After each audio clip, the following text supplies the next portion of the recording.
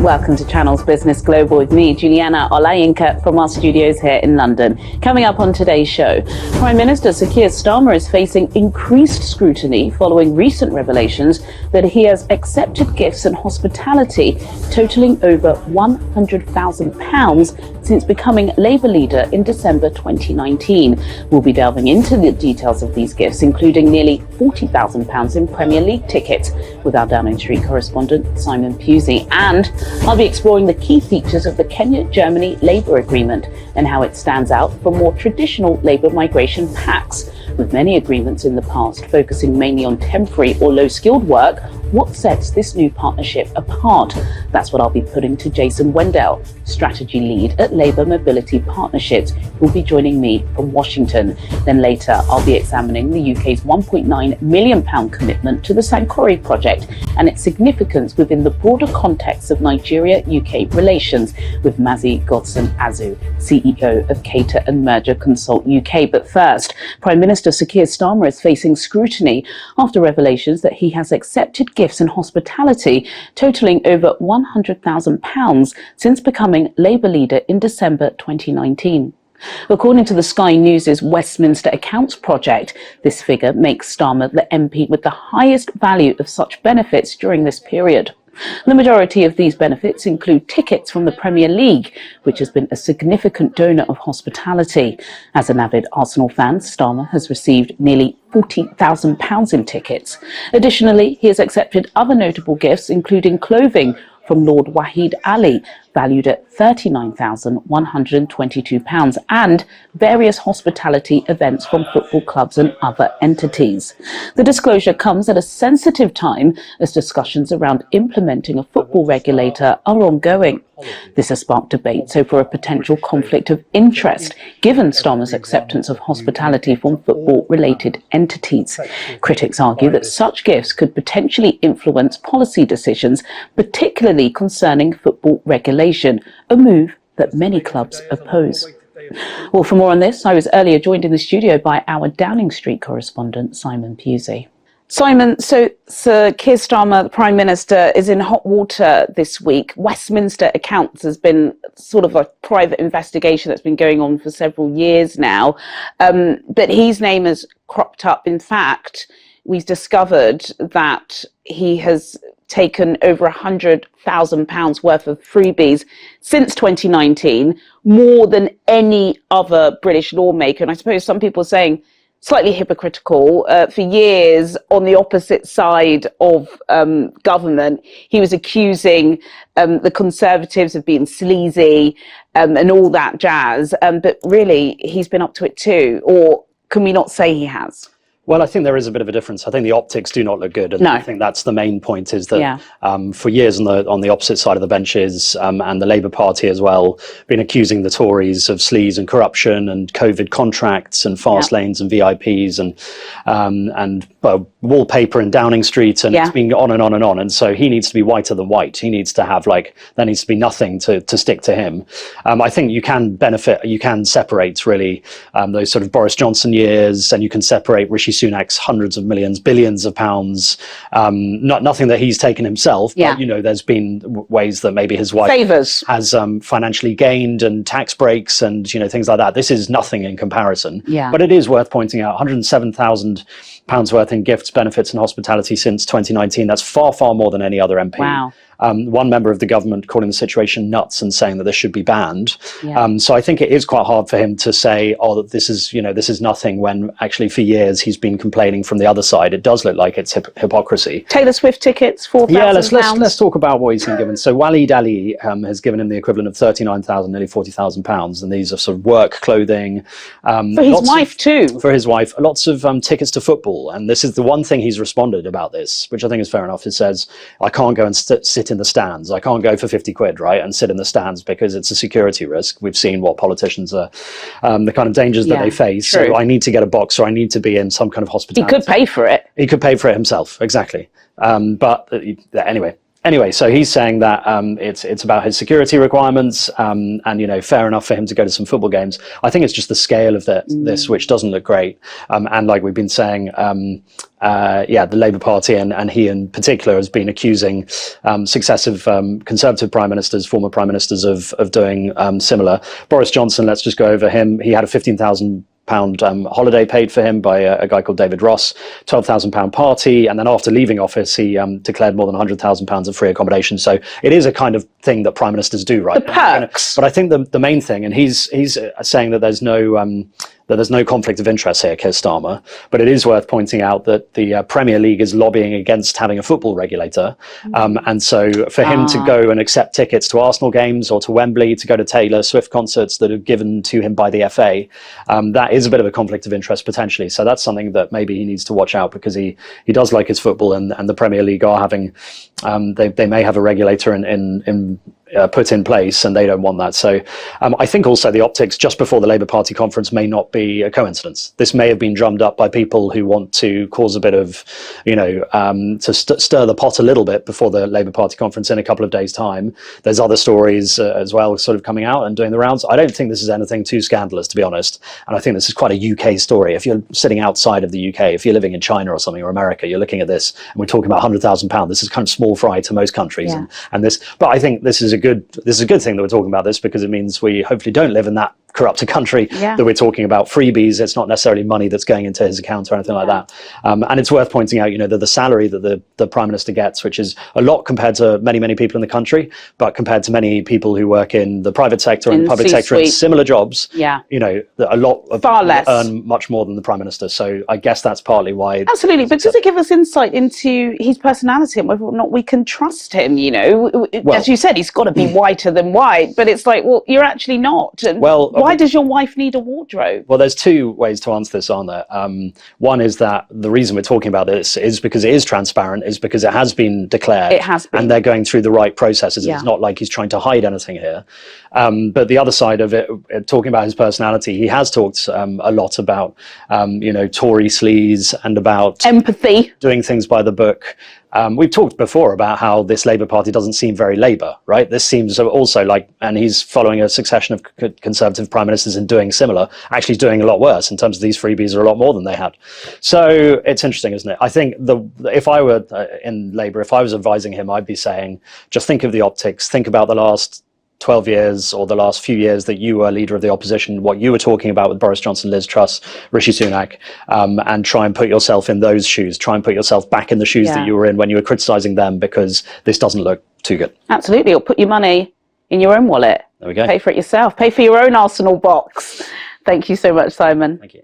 The recent Kenya-Germany Labour agreement has attracted significant attention as it sets a new precedent in labour migration between African nations and European countries.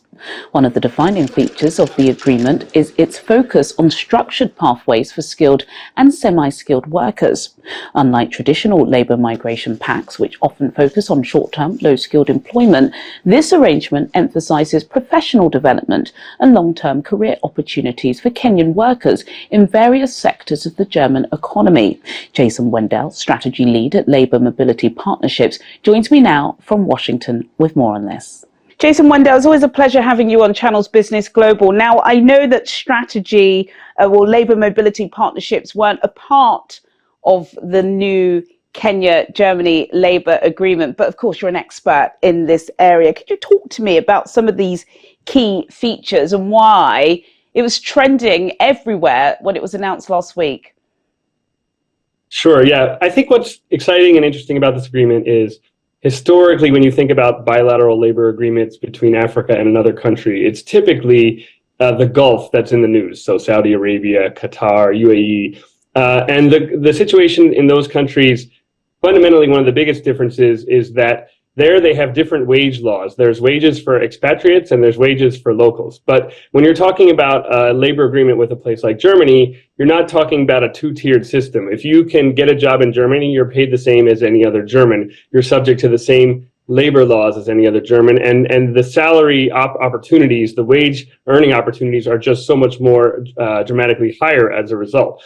I think the other thing that's interesting is that there hasn't been an East African agreement with with Europe like this that I know, and the German the government has been speaking a lot about the need for workers, and that's also, I think, rare. Many European countries really do need more skilled workers to come to their country. They're aging, as we know, but very few have been very vocal about that. A lot of times they're not making a public statement about it. Germany and Kenya have gotten on the public stage and said, this is something we want to do. This is something that we think is important. And so the most important value of this agreement, I think, is a signal that Germany and I think other countries are ready to come to the table and start thinking about how do we solve some of the challenges. Of course, in Africa, we have a lot of youth, a lot of talent, and a challenge of how do we find employment. And so I'm excited about the public nature of it. I'm excited about the fact that people are starting to name the issue and the challenge and figure out how do we solve the problems that enable people to access these opportunities.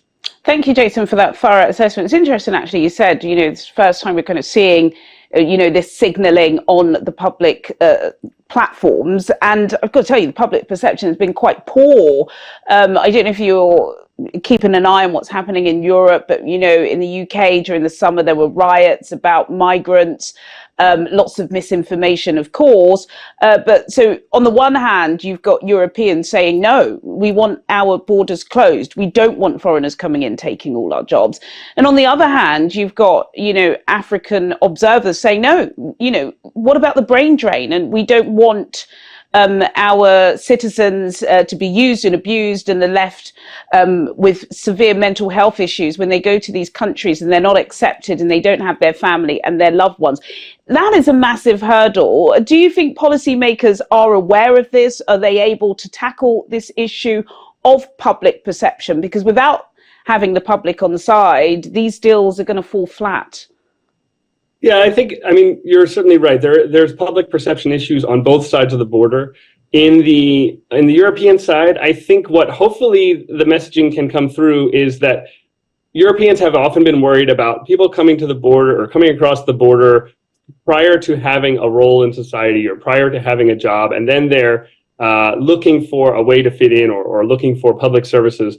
This, I think, is a very different type of migration where when Kenyans are coming to Germany, they're coming because they already have secured a university slot, a vocational training slot, or a full-time job. Those things mean that they're already been identified by someone, a particular employer or a particular training institute, as someone that Germany needs to come. And so I'm hoping that helps to change the perception of what is a migrant in Europe. And people, I have found when you speak to employers about these types of programs, they themselves they put it in a different category than like illegal immigration or irregular migration or even asylum seeking, etc. On the Kenyan side, concerns about how people are treated in Germany or brain drain, I think we can talk about both of those. The first, certainly there's going to be cultural integration challenges. One of the key ways to address that is by engaging the diaspora. So there are 14,000 Kenyans in Germany already, and they are able to form groups that welcome and help integrate folks. I was in Japan looking at efforts from Kenya to try to enable workers to access opportunities in Japan. It's a much smaller diaspora, as you can imagine, in Japan. But even there, we met about 1,200. There's about 1,200 Kenyans who are saying, yes, we'll welcome Kenyans. We'll help them figure out how to navigate the difficult rules of Japanese society. I think Germany is going to be a bit easier because Germans being in Kenyan classrooms for a number of years, and there is kind of a little bit of a history of movement back and forth. It's a long journey, but at least from what I have seen, it does appear to be a win-win on both sides. But let's just hope we can go from the pledges and the handshakes to the actuality and the implementation. Jason Wendell, who is the strategy lead at Labour Mobility Partnerships, or LAMP, as you say. Thank you so much for your time and expertise on the show today. Sure, thank you. It's good to speak to you. Coming up on Channel's Business Global, I'll be examining the UK's £1.9 million commitment to the Sankore project and its significance within the broader context of Nigeria-UK relations with Mazi Godson-Azu, CEO of Cater and Merger Consult UK. And Fair Trade Fortnight is in full swing, and this year's Be the Change campaign is taking centre stage. Mike Gidney, the CEO of Fair Trade Foundation, will be joining me from Suffolk to explain what this campaign aims to achieve, particularly for African farmers and their communities. All of this after the break. Do stay with us. Welcome back to Channel's Business Global with me, Juliana Olayinka, from our studios here in London. The UK's recent £1.9 million investment in the Sankore project signals a strategic move to strengthen its economic and diplomatic ties with Nigeria.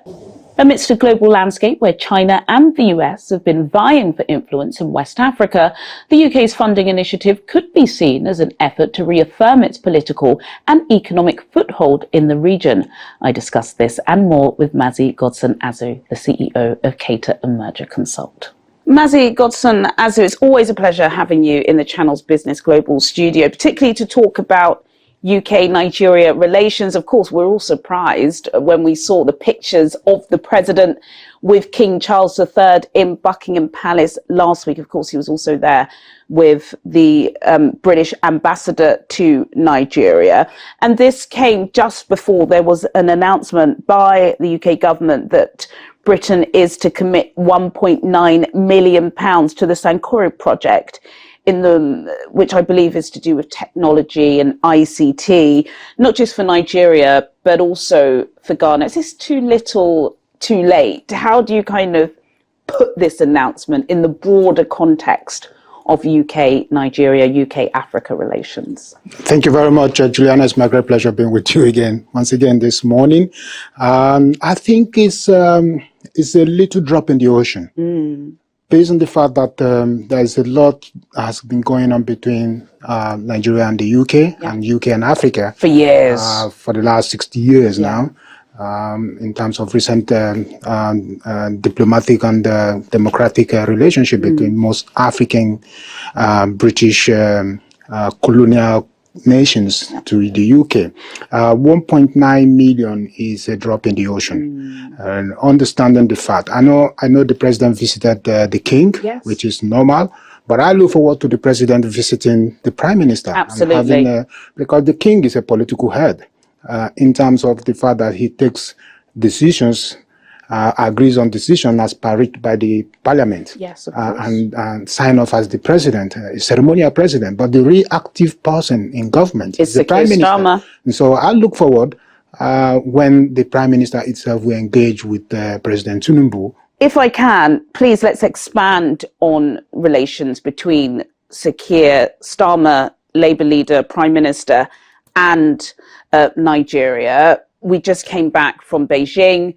Again, lots of pleasures. It appears as if, we've solidified that all-important relationship with Xi Jinping. How does Britain fit into that? Because, of course, there are so many diaspora groups, really credible groups, such as Cater and Merger. I know you've got your London Political Summit and Awards coming up. Does Britain still have that clout? Does Britain still have that edge? Or are they falling victim to, we don't want to deal with the colonial masters anymore? Because we've seen that with France, haven't we? In some countries where they're just like, we just don't want to deal with you. Is there a fear that we could be heading that way, or that this particular administration is not really interested in doing much business with Britain? They want to go to China where, the shackles are freer. Tinubu's government should be looking at a socialist agenda, because Tinubu himself is a socialist, in my own thinking.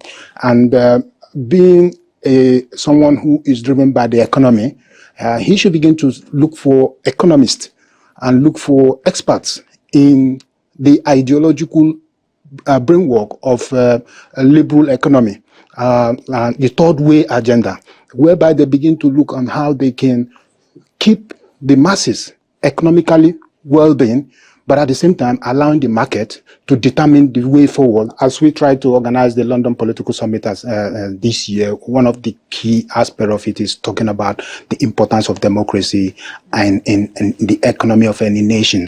And it's important for us to understand that there is no economy without politics, and there's no politics without economy. Anyone that thinks that economy is driven because of people's agenda is missing, because most economy are driven by political philosophy, political ideas, and the economy are structures within that context. And that's why you have things like political economy or political science and all those things being able to allow people to think well before they make decisions. And so the Nigerian situation now is very alarming. It's getting to a point where the government needs to sit down and get the right people. You don't get a faulty car and then you go get a carpenter to repair it for you. You look for the right mechanic with the right experience to fix your car based on his experience and expertise in fixing those cars. It's not easy to run a country, but it's easier when you run a country with a vision, and a vision that is practically seen by all, and people can identify with that vision. A lot of Nigerians are now identified with the vision at the moment. He needs to review his vision. He needs to go back to bed, wake up and tell Nigerians, I am sorry, I have a better vision for you now, and I believe this vision is for every one of us, and it's going to be more impactful. But we cannot be buying fuel at 1,300 naira. I don't think you're buying fuel at that price. I think you probably got on the tube this morning. Mazi Godson Azum, the CEO of Cater and Merger Consult UK. Thank you very much. It's my great pleasure once again. Thank you very much. And to my final topic, Fair Trade Fortnight is currently in full swing, with this year's theme, the Be the Change campaign, taking centre stage. The campaign aims to highlight the power of ethical consumerism and its impact on improving the lives of farmers and workers in Africa. With a particular focus on African farmers and their communities, the campaign seeks to raise awareness about the positive changes that fair trade can bring and the role that individuals and governments can play in supporting fairer trade practices. Well, for more on this, I'm now being joined by Mike Gibney, the CEO of Fair Trade Foundation, who joins me from Suffolk. Mike Gibney, thank you so much for taking your time out to speak with us today. So Fair Trade Fortnight is currently underway. I think we've got a couple of days left. And your Be the Change campaign is at the forefront of the initiative. Could you tell us more about the project, its aims and what it hopes to achieve, particularly in the context of African farmers and communities? Sure. Well, fair trade is all about getting a better deal for the men and women who grow the food and the drink products we all rely on all around the world every day. Of course, many of them are in Africa. So I'm talking about people who grow coffee, tea, sugar, cotton, all kinds of staples. Very, very often, farmers around the world suffer from low pricing and poverty and all of the challenges that go along with that. And fair trade is all about tackling that. We do that through setting robust standards, paying a fair price, setting high environmental standards. And we also do it by bringing together consumers around the world and farmers. So Fair Trade Fortnight in the UK is a showpiece where we do this every year, and we talk about the need for everybody to get behind fair trade. And Be the Change is exactly what it says. Our campaign this year is everybody can be the change, whether you're a farmer, whether you're a business, whether you're a consumer, by looking for fair trade and working with fair trade. We're running out of time, Mike, but I've got to talk to you about the new Labour administration. Of course, we know that we're having this conversation in the UK. A large number of UK consumers do look out for fair trade products when they're doing their shop. I know I do. How are you hoping your Be the Change campaign can be implemented by MPs, policymakers in the UK? What are you thinking about Keir Starmer and his stance on Africa and fair trade? It's a really good point. It really does take all of us to bring about this change. So we know farmers are engaged, we know consumers are engaged, and we know businesses are engaged. Government has a role to play as well. We cannot all of us do it on our own. So it's great that we have a new administration in the UK. They've come into power on a mandate of change. We're saying they can also be part of the change by creating trade rules that respect human rights, that respect environmental standards, and that really try and put farmers back in the spotlight where they belong. Lastly, Mike, we've got a lot of people watching in Nigeria and across the continent. What message would you like to convey to farmers and producers about the importance of fair trade? And most importantly, how can they get involved? So farmers will speak for themselves. There's ample evidence to show how much fair trade can make a difference to farming communities. But increasingly, this is becoming global. This is not just a south-north export anymore. Across Africa, there are fair trade certified products. So as a consumer, wherever you are in the world, look for the little blue and green and black fair trade mark. It really makes a difference. If you're a business, get involved. We can all of us be the change. Thank you. Mike Gidney, who is the CEO of the Fair Trade Foundation, talking to me about the Fair Trade Fortnight Be Your Change campaign, which is currently underway. Thank you so much for your expertise today, Mike. Thank you. Good to see you. Thank you. Well, sadly, that's all we have time for today. But as always, do get in touch with your comments and suggestions.